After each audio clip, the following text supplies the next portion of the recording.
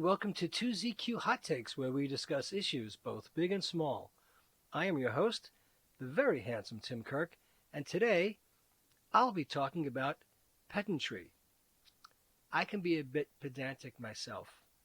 It is the killer of buzzes, the harsher of mellows, and can stop momentum and goodwill cold.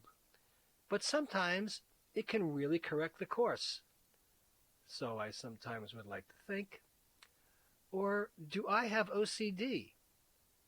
Or have I been imputed with responsibility for things which require extensive attention to detail in order to sustain professionalism, personal discipline, and or the arbiter of truth, a traffic cop of sorts? And that sometimes spills over into my personal life? Or is it a family trait? I have been told that if you ask me what time it is, I will tell you how to make a watch. But I almost always know where my keys are. A bit pedantic. Someone I knew who was, and is, a well-regarded comic book artist used to regale me with tales of nerds and geeks who would approach him, and they were obsessed with minute detail. He told me that he even used an idea from an in-law who was a geek in a storyline. While I don't personally believe I have reached Professor Frank or comic book guy Jeff Garlin, kind of pedantic right there on my part, I do like to get the fundamentals correct, which is odd because I am the first person to insist on getting to point B from point A without a breakdown. I think most of us know people who are sticklers for details. I still become slightly agitated when remembering those who use pedantry to stall, divert, or attempt to steal ownership of an idea or situation. I think it is sometimes referred to as resentment. In the beloved television program Blackadder, the title character has an exchange with the character Percy Jackson regarding Percy's failed attempts at alchemy, in which he tried to create gold and wound up with a green substance instead. Blackadder said, "Percy, not to be pedantic or anything, but the color of gold is gold. That's why it's called gold. What you have created, if it has a name, is some green." So from Merriam-Webster, pedant is a noun. The definition is one who is unimaginative or who unduly emphasizes minutiae in the presentation or use of knowledge. One who makes a show of knowledge. A formalist or precisionist in teaching. And the obsolete definition is a male schoolteacher. And the examples of pedant in a sentence include: all too often, science fiction provokes the pedant in professional scientists, for whom a beautiful story can be ruined by a single petty error. Jerry Coyne in the New York Times Book Review. A controversialist, crusty, critical, arrogant, a pedant. He was attacked by his contemporaries for sacrilege, impudence, temerity, and presumption, among other imperfections. Carl Sagan in The Demon-Haunted World. Recent examples on the web. While its sister show Jeopardy is better known as a pedant's paradise, misspeaking or misspelling has long been known to sink contestants. Every now and then, Wheel of Fortune gets in on the action. Tyler Aquilina, EW.com, April 1st, 2021. More definitions for pedant. A noun. A person who annoys other people by correcting small errors and giving too much attention to minor details. Pedant, from Wikipedia, the free encyclopedia. A pedant is a person who is excessively concerned with formalism, accuracy, and precision, or one who makes an ostentatious and arrogant show of learning. I looked up how to pronounce the word pedant. The English language word pedant comes from the French pedant, used in 1566 in Darma and Hartsfielder's Dictionnaire général de la langue française, or its older mid-15th century Italian source pedante, teacher, schoolmaster. Compare the Spanish pedante. The origin of the Italian pedante is uncertain, but several dictionaries suggest that it was contracted from the medieval Latin pedagogans, present participle of pedagogare, to act as a pedagogue, to teach. The Latin word is derived from Greek, pedagogos, to lead, which originally referred to a slave who escorted children to and from school, but later meant a source of instruction or guidance.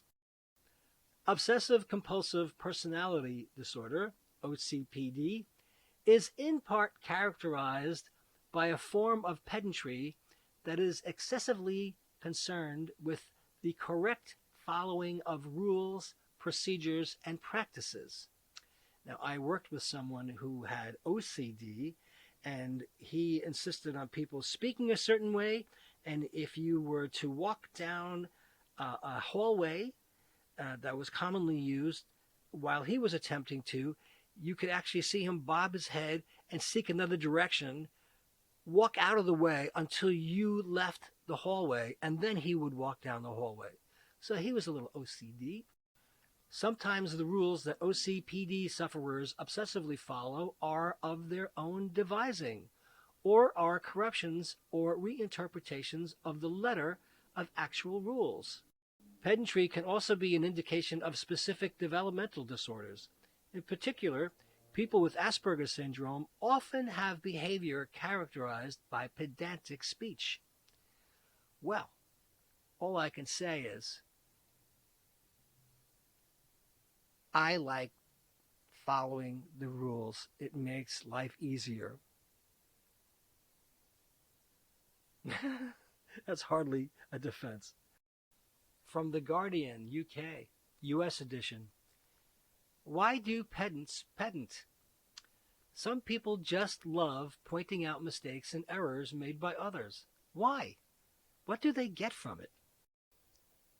Pedants are literally everywhere, although there's still space for oxygen and rabbits and scented candles.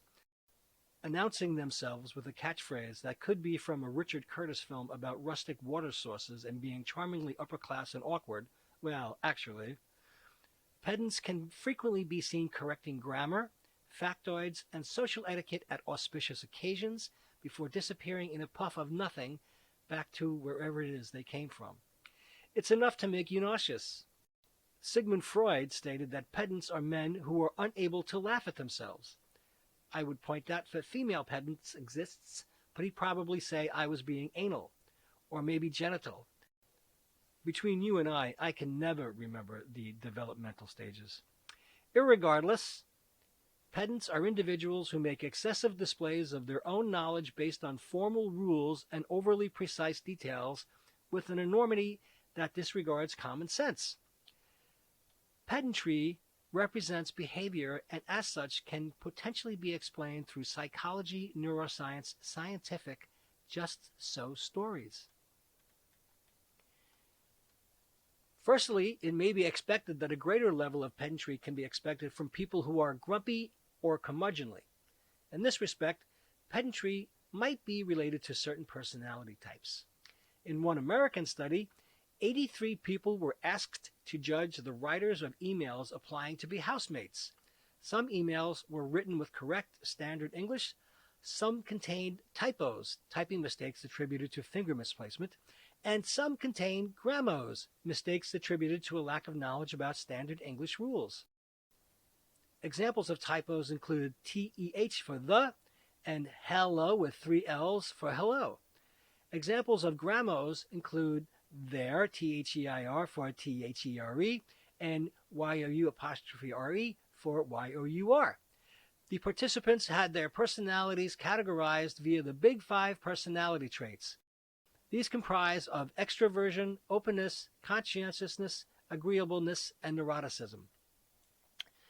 There were too many personality pedantry interactions to discuss here, but interestingly, introverts were most judgmental of grammars and typos compared to extroverts.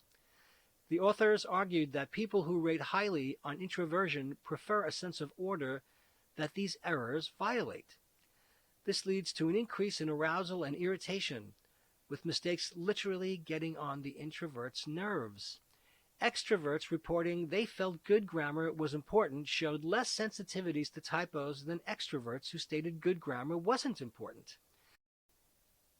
The authors opined the extroverts who felt good grammar was important viewed typos as mechanical errors and, under the circumstances, not evidence of bad grammar. Pedantry could then be seen as introverts' response to a violation of a need for limited variation. The extent of an individual's pedantry would then be mediated by their personality. Next up, correlation between popehood and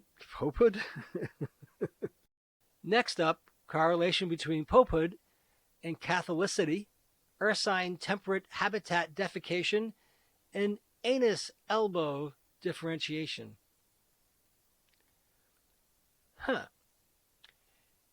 That's supposed to be funny, I think. Secondly, pedantry can be viewed as an attempt to signal superiority. Basically, pedants are trying to show that they know more than others. Psychologically, one way in which people evaluate their competence is in relation to other people. If you value your own knowledge highly, then you can prove your knowledge is fantastic or that someone else's is the same as that of a bacteria, or both. For example, plenty of people at conferences try to catch speakers out with awkward questions rather than posing all right queries they have a genuine desire to know the answer to. Yes, I'm looking at you. If pedantry is an attempt at superiority signaling, we might anticipate that the level of an individual's pedantry would relate to their relative status. Individuals who believe they have a high level of knowledge relative to someone else may be more likely to be pedantic at that person to confirm this higher status. Unfortunately, there is no research looking at this specifically with regard to pedantry. The data is unavailable. However, gaining status in online platforms, e.g. as a Wikipedia editor, has been shown to result in users having increasingly formalized speech. For example, higher status editors refer to Wikipedia policies more often than lower status users.